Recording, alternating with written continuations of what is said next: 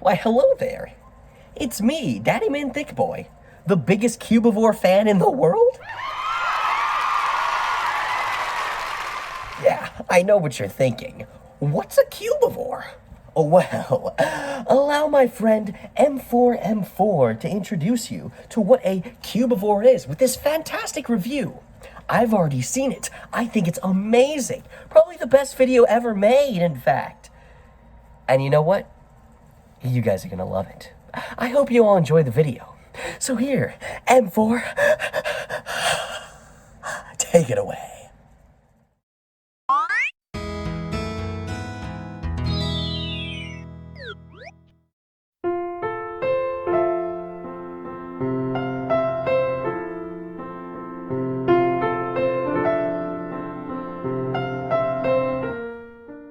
You know, just thinking about it, there were a few weird and obscure games during that PS2 and GameCube era, at least way more than we see compared to today. It just felt like there were still companies out there willing to make stuff that were way out of the ordinary.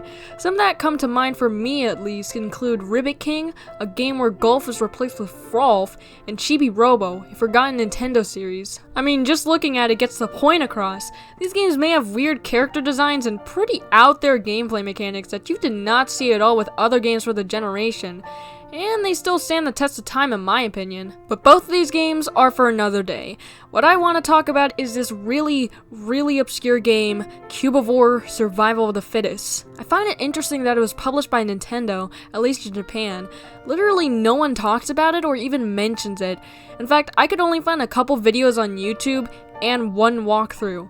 I'm convinced only 5 people on Earth have played this game. Well, a couple people might know Cubivore for being super duper expensive on the market now, and I speculate that it's because it's a very unique and weird game for the console, and that it sold pretty terribly. In fact, I couldn't even find the numbers for how many copies sold. Nintendo didn't even want to localize it for other countries, and even then, releasing in America was sort of a miracle since Atlas had that job. See, this game was first developed for Nintendo 64 DD, then to Nintendo 64 because of the DD's failure, and then eventually got on GameCube in 2002 in Japan as Dobutsu Bancho. In fact, there is a ROM that was actually recently found on the N64 for this game, and it looks exactly the same as the GameCube ISO. So, Cubivore had quite the struggle even releasing in Japan, which is surprising, and even at launch, IGN stated that even the programmers didn't know what genre it fell under. Well, that's an interesting premise, and I gotta say, going into this game, I have no idea what to expect other than skimming a bit of what the Wikipedia article told me. It's an action-adventure survival game, okay. So let's see what exactly Cubivore is, and maybe see why it's never talked about nowadays. Okay, so the basic story is that there's this wonderful wild world with colorful beasts. However, the colorless beasts came over and devoured those colorful beasts, just removing the wilderness of color and wild. Very philosophical writing too, I guess. In fact, the entire game is like that. Well, it actually switches between nonsense and straight up poetry for your character. But I couldn't find the meaning behind I'm totally oinked out. Zoinked out? Ah, zonked out. I need to know who handled the writing for the American release. It's got some pretty wacky dialogue sometimes. Anyways, we start off as Piggy M4. That's what I named it, by the way. And it's our job to stop the killer Cubivore and reign supreme. But let's see what that task entails. Starting off my own playthrough, I was actually pretty confused. Like, pale? A horse? That's a bug?! But trust me, it's actually more simple than you think. Cubivore comes from the words cubes and vor, so obviously this game is about eating. Eat your enemy's limbs and mutate by lunging yourself at them. Eat enough of the same color of limbs and you can mutate into the being you actually want. Okay, so let me run through this. There are 5 different colors of beasts throughout the lands, and 5 different color intensities ranging from pale to rage. Basically, as the colors get more intense, the stronger the mutation is and the better stats you have. Whenever you see Clash or Rage beasts, you really want to go for them as quickly as possible to get those powerful stats. As for the colors, they also have different stats, but it's more so on a strategic level. For example, do you want a yellow mutation to have the best attack and defense? Or do you want a gray mutation to run away as quickly as possible and avoid oncoming tackles? Every mutation has its ups and downs, so it's really up to you to decide what form you want. In fact, some mutations kind of handicap me in terms of movement, like I'm facing the right way, why am I not jumping there? That is very annoying. That aside, this is a really cool idea, honestly, and it took me a while to actually appreciate it. When I was playing the game for the first half, I just didn't care about what mutations I got. I kind of ate everything I saw in my path. But really, you don't want to just do that. You want to think about what color limbs are on the beast, eat the ones you want, and get the mutation you want. That's the simplest way I can explain it. I had a lot of fun figuring out what to do in these levels to get mutations as efficiently as possible for my playthrough. Surprisingly enough, I actually thought I wouldn't like it and that it would be boring, but like I said earlier, you come to appreciate it eventually. Another selling point, I guess, is also the mating system.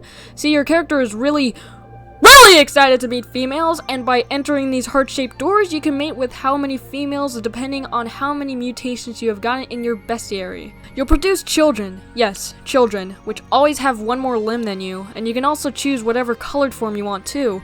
Almost all the time it's required to beat some bosses because you can't hurt any enemies with 2 limbs more than you.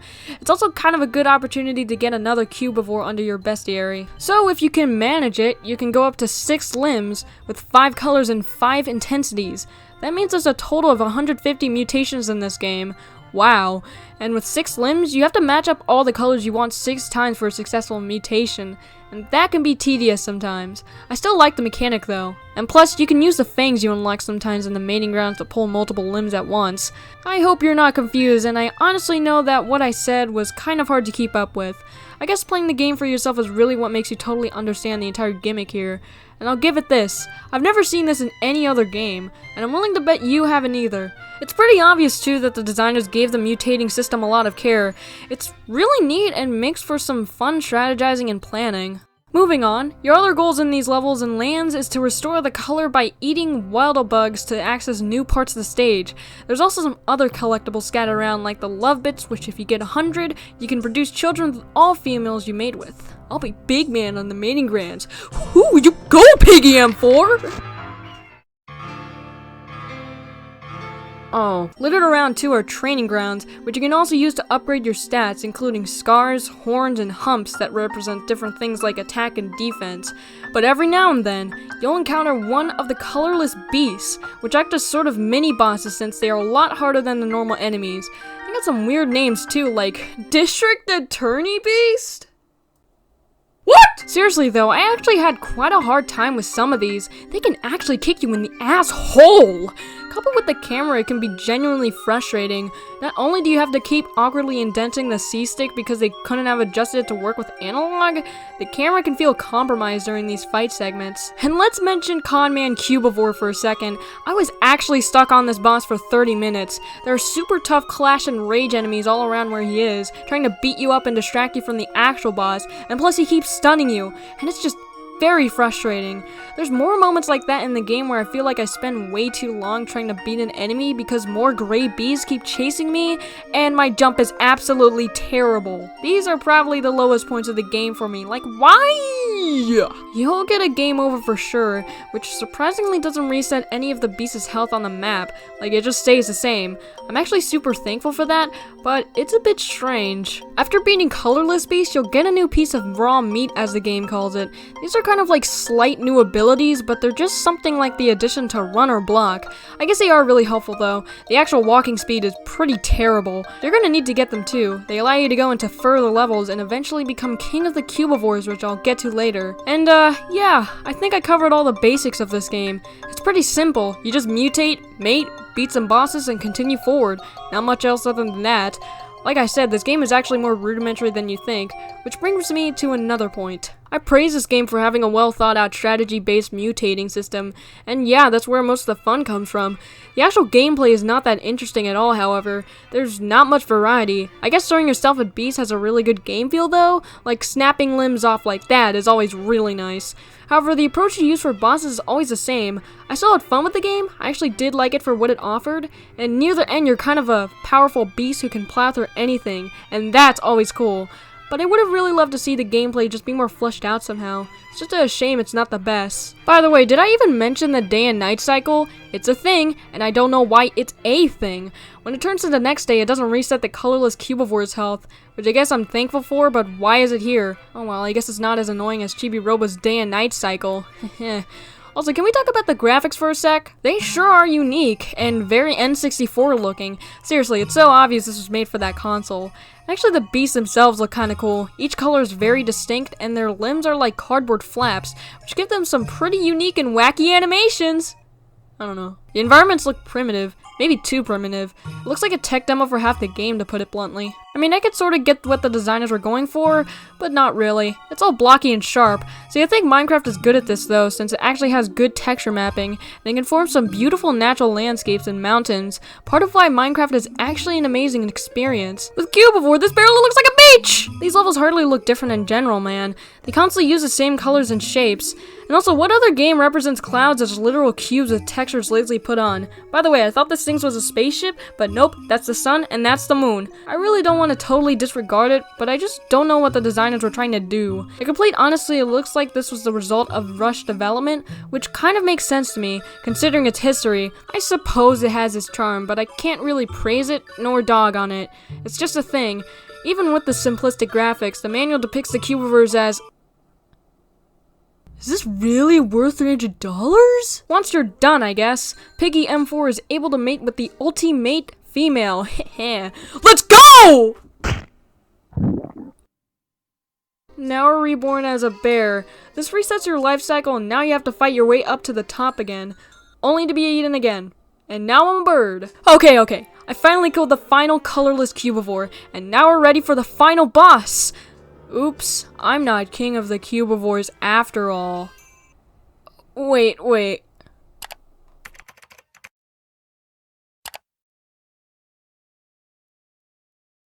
Oh! You have to have 100 out of the 150 mutations in order to unlock the final level.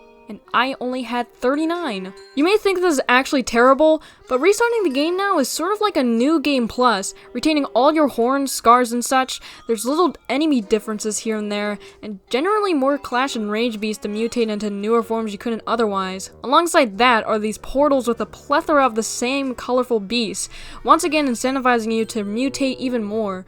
Playing the game this way again actually really made me get better at it.